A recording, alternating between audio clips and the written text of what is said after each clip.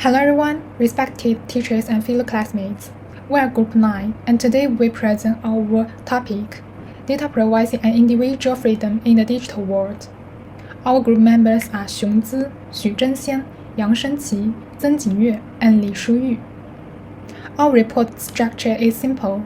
Starting with the introduction, we will move on to core concepts and theoretical foundations, conflict case analysis, philosophical discussion, and final conclusion and balancing strategies. First, let's talk about the background and key problems. Today, digital tools are part of daily life, social media, work, shopping, and more. Online services gather all kinds of user data, so people are much easier to check online. But there are big issues. In 2023, Meta had a major data leak affecting 1 billion users, and their private information was stolen. Algorithms also create filter bubbles that keep us from seeing different opinions. Plus, some platforms delete legal posts in the name of privacy protection. This leads to the main conflict: too much personal data being collected or leaked, which goes against our freedom to choose, think, and speak freely. To understand this problem, we use three simple philosophical ideas. Kant said people have real value and should then be used just as tools. Mill believes personal freedom should be protected if it doesn't hurt others. Freud agreed that in the digital age, we were information beings who need privacy and the right to make our own decisions. Based on this, we have three key research questions. How does digital technology change what privacy and freedom mean? How do teach practice make their conflict worse? Can ethical theories help see clear lines between them? We'll do our research by looking at company cases like Meta and Apple, EU rules, and combine this with the philosophical ideas we mentioned. The introduction set the stage for the whole report. Next, my group member will talk about core concepts and theoretical foundations. In the past, freedom just meant not being bothered, but these days, it's more about not being manipulated. When we surf the internet, our choices are getting narrower by the minute, because everything's already predicted. Losing privacy isn't just about spelling secrets. It robs us of the chance to think for ourselves, choose freely, and grow as people. But does privacy have to come at the cost of freedom? Absolutely not. On the contrary, privacy isn't freedom's enemy. It is bedrock. More than 200 years ago, the philosopher Kant told us man must be an end in himself and not merely a means. When platforms draw behavioral profiles of us through our privacy and use them to manipulate our attention and choices, the dignity of man, defended by Kant, is facing an unprecedented challenge. So, is it worth giving up privacy for convenience? The utilitarian philosopher Mel may ask, can this achieve the greatest happiness for the greatest number? Is the temporary convenience achieved at the cost of long-term connective narrowing, unfair opportunities, and the erosion of democracy? When the information concern solidifies social divisions, when algorithmic discrimination deprives individuals of opportunities, what we sacrifice is not only privacy, but also the overall well-being and the unity of society. Are we caught in a dilemma? The contemporary philosopher Floyd offers us new perspective.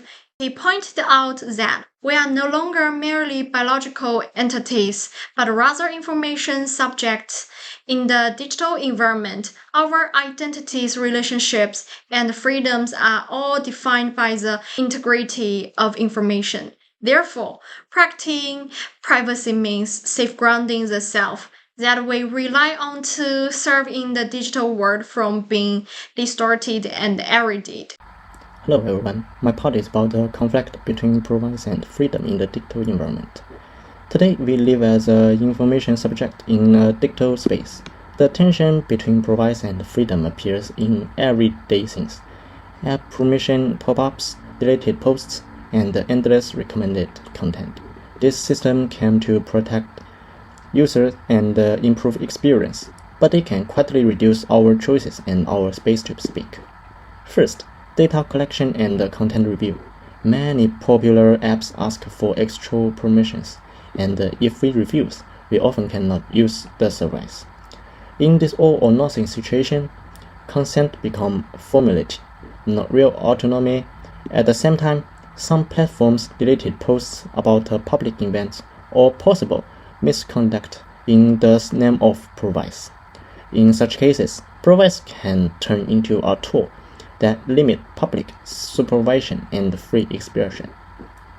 Second, algorithmic recommendation and cognitive freedom. With personalized feeds, freedom is not only can I post, but also what information can I see. Long-term reliance on recommendations narrows our exposure to different views and creates small information bubbles. People think they are freely browsing, but their attention is guided by hidden algorithms. This shows that in the digital age, we may lose not only the right to refuse and to be heard, but also the freedoms to decide what we focus on. That's all. Thank you. Philosophical discussions on privacy and liberty. In the digital age, privacy and liberty are intertwined rather than opposite. Privacy constitutes the prerequisite for freedom of expression, association, and thought. Three normative perspectives: Kantian dignity, median utilitarianism, and Foucault's information environment essays. The interplay between privacy and liberty. Three normative perspectives hold significant importance in discussions surrounding privacy and liberty. Limited and regulated concessions of privacy may be justified. Consequently, whether privacy should be relinquished must be determined based on the context, necessity, and potential consequences.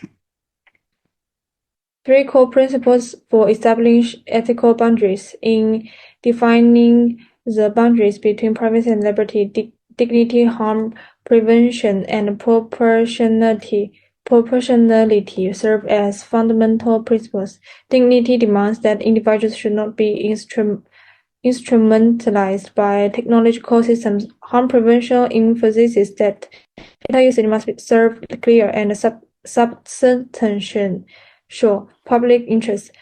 Proportionality ensures that even when privacy intrusion is necessary, it must be undertaken through the least intrusive, supervised, and time-limited means. These three principles complement one another, leading greater ethical legitimacy to the delineation of these boundaries.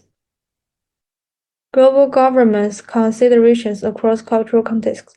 Cultural backgrounds influence how individuals balance privacy and freedom. For instance, collectivized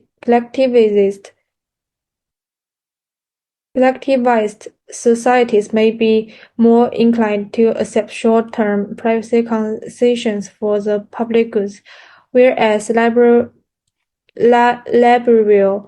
societies place greater emphasis on individual autonomy. Consequently, global governance should establish minimum standards such as transparency, accountability, and independent oversight while respecting cultural differences, ensuring privacy protections are not undermined by cultural variations. Hello everyone. The digital change driven by new technology has made life and work more and more convenient. However, with data at its core, Platforms are collecting a rapid increase in personal information. This makes the conflict between privacy, less control over our own choices, and technological convenience more and more obvious. In fact, privacy and personal freedom are not conflicting. Instead, they form a flexible balance that supports each other. Privacy is the foundation of freedom. Only when our information and personal boundaries are protected can we express ourselves with confidence and make our own choices independently. On the other hand, using freedom in a reasonable way can set clear limits on privacy, so it won't slow social progress. This mutual reliance is very important for the smooth running of a digital society. Achieving this balance needs efforts from three parts. As individuals, we need to improve our digital skills, take the initiative to protect our privacy, and avoid extreme views like convenience first or absolute freedom. Platforms need to build privacy protection into their products, follow the rule of collecting only what's needs, make their system rules clear, let users control their own data, and clearly state how they will compensate if they violate privacy. At the policy level, we should abandon the same rules for everyone method and use different rules for different situations. We can learn from the use experiences to set up special groups to handle complaints. At the same time, we should promote global agreements on privacy rules and working together across countries.